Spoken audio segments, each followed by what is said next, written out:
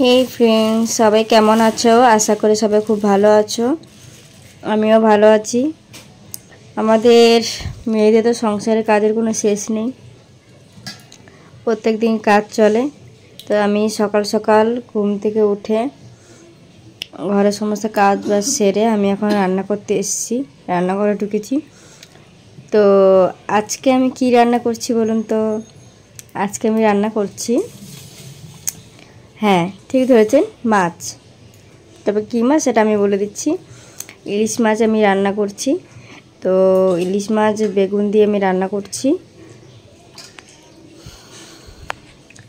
কিভাবে করছি সেটা আমি আপনাদেরকে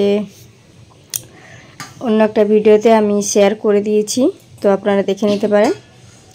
তো আমি এখানে প্রত্যেক দিন আমার রেগুলার যে কাজের যে রুটিনটা হয় সেই রুটিন হিসাবে আমি প্রত্যেক দিন এখানে কাজ রান্না বান্না করি, কাজ করি, কি কাজ করি আমি সেই পজিশনটা একটু দেখাচ্ছি।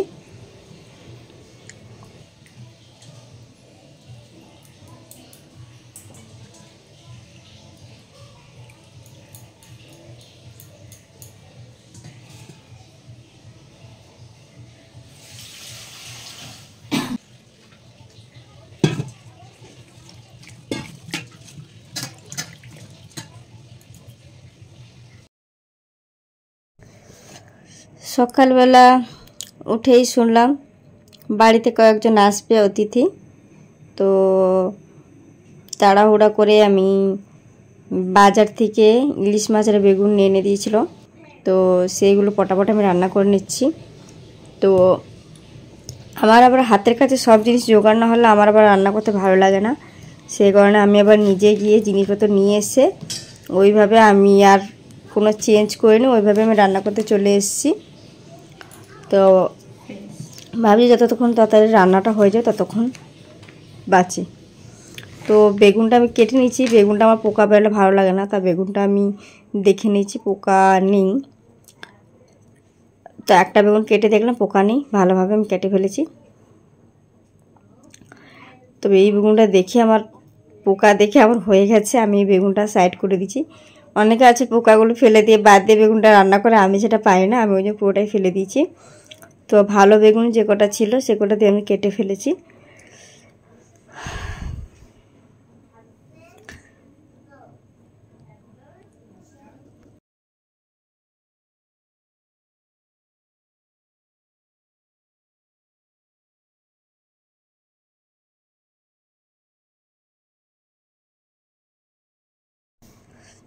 তাও পোকা দেখে আমার হয়ে গেছে কাজ, আমি সেই জন্য বেগুনটা ফেলে দিয়েছি।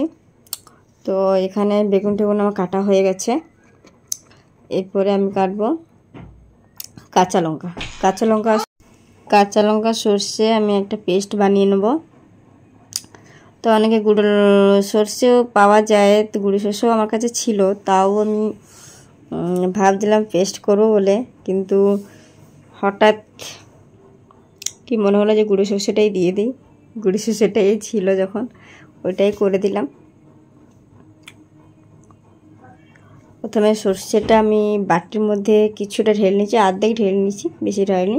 আর ওটা আমি একটু আগুনে পুড়িয়ে প্যাকেট করে নিলাম যাতে নষ্ট না হয়ে যায়। হলুদ দিয়ে নিচ্ছি, নুন দিয়ে নিচ্ছি, সামান্য একটু তেল দিয়ে নিচ্ছি, আর একটু জল দিয়ে ভালো করে মিক্সড করে নেব। যাতে নুন হলুদ দেওয়ার কারণ হচ্ছে আর তেলটা দেওয়ার কারণ হচ্ছে যাতে সর্ষেটা তিতো না হয়ে যায়, ওইভাবে আমি রান্না করি।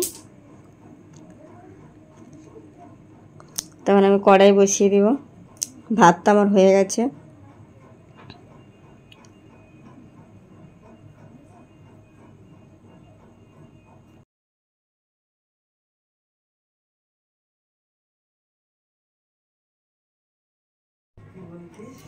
আমাদের মেয়েদের এই রান্নাটা নিয়ে মনে হয় সব থেকে বড়ো ঝামেলা। মনে হয় রান্নাটা হয়ে গেলে মনে হয় মানে সংসারে আমাদের রান্নাটা হয়ে গেলে মনে হয় সংসারে অর্ধেক কাজ আমাদের কমপ্লিট হয়ে গেছে।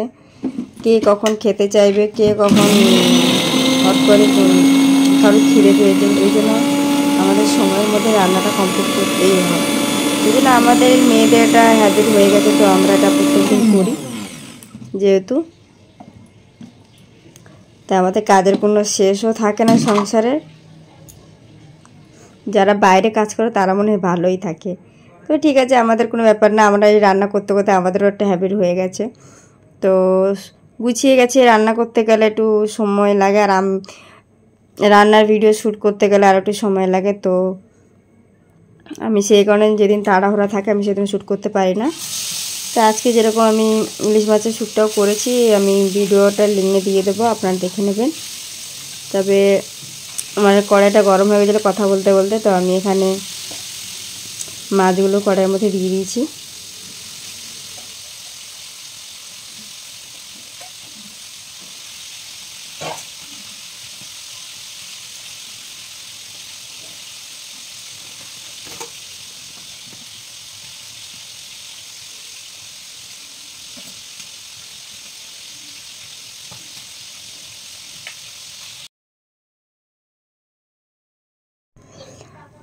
মাছগুলো এর মধ্যে আমার ভাজা হয়ে গেছে। তো ইলিশ মাছ বেশিক্ষণ ভাজতেও লাগে না। তো মাছগুলো আমার ভাজা আছে, মাছগুলো তুলে ফেলবো। তুলে এর মধ্যে বেগুনগুলো দিয়ে বেগুনগুলো ভালো করে ভেজে নেব।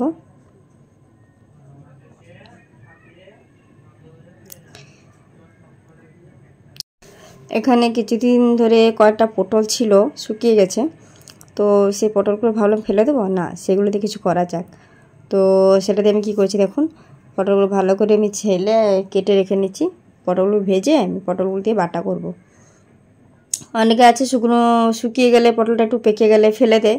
তো সেটা না ফেলে পটল যদি ভেজে রসুন, পেঁয়াজ, কালো জিরা, লঙ্কা, শুকনো লঙ্কা দিয়ে যদি একটু বাটা করা যায়, খুব ভালো লাগে খেতে।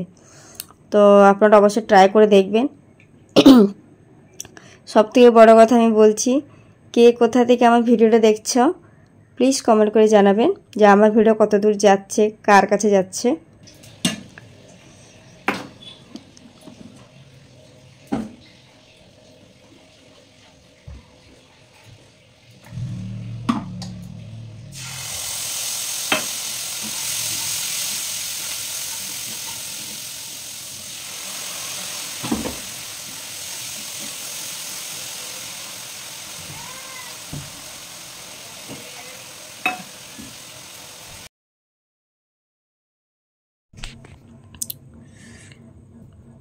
এখানে রান্না তো প্রায় কমপ্লিট হতে যায়। তো এখানে বাদ বাকি কাজগুলো আমি করছি।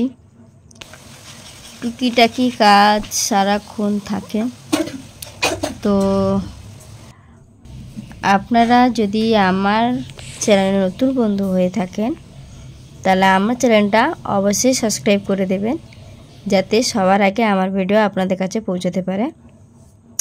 আর আমার ভিডিওটা যদি ভালো লাগে তাহলে লাইক কমেন্ট শেয়ার অবশ্যই করবেন। আর যদি না ভালো লাগে, কিছু যদি মিস্টেক হয়, তো অবশ্যই কমেন্ট বক্সে জানাবেন। আমি নেক্সট টাইম চেঞ্জ করার চেষ্টা করব।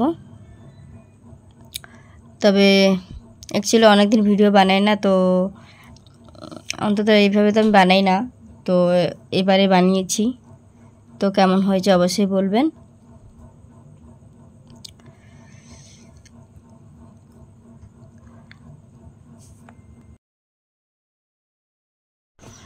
পটলটা যেটা দিয়েছিলাম তেলের মধ্যে, তো হঠাৎ করে ঝাঁচে আমার কাশি উঠে এসেছিলো। তো এখানে প্রায় আমার রান্নাবান্না কমপ্লিট হয়ে এসছে। একটা দিকে আমার তরকারি বসিয়ে দিয়েছি, একটা দিকে পটলগুলো ভেজে নিয়েছি।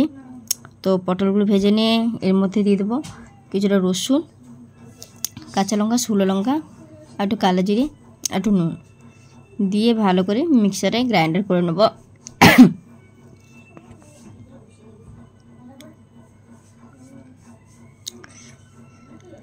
গ্রাইন্ডার হয়ে গেছে। তো এখানে রান্নাও আমার অলমোস্ট কমপ্লিট সব। তো হে গাইস, আমার ছোট্ট মিনি ব্লগে আপনাদের কেমন লাগলো ঘরের বাড়ির কাজ, তো অবশ্যই কমেন্ট করে জানাবেন। ততক্ষণে ভালো থাকবেন, সুস্থ থাকবেন। দেখা হচ্ছে নেক্সট ভিডিও।